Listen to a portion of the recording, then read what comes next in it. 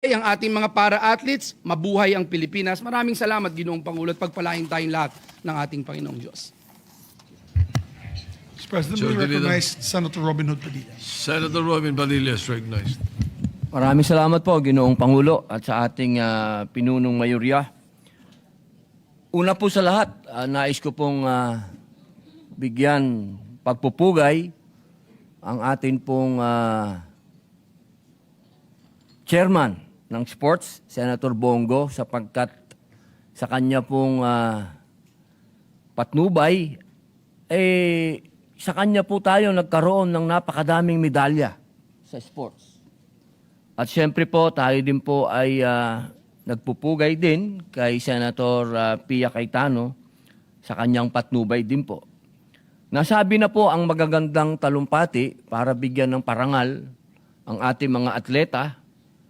Akin na lamang pong dadagdagan. Sana po, ang ipinakita ng ating mga para-athlete dito sa ASEAN Para Games ay maging inspirasyon sa ating mga Pilipino na ang kanila pong limitasyon ay maging inspirasyon nating lahat para tayo po ay manaig din at magtagumpay hindi lamang sa ASEAN kung hindi sa buong mundo bilang mga Pilipino. Kung tayo po ay tunay na titindig na magkakasama at masasabi ko pong solid ay hindi po imposible na makamit natin ang ginawang tagumpay ng ating mga para-athlete. Kayo po ang aming inspirasyon. Kayo po ang magbibigay ng tamang inspirasyon sa aming lahat.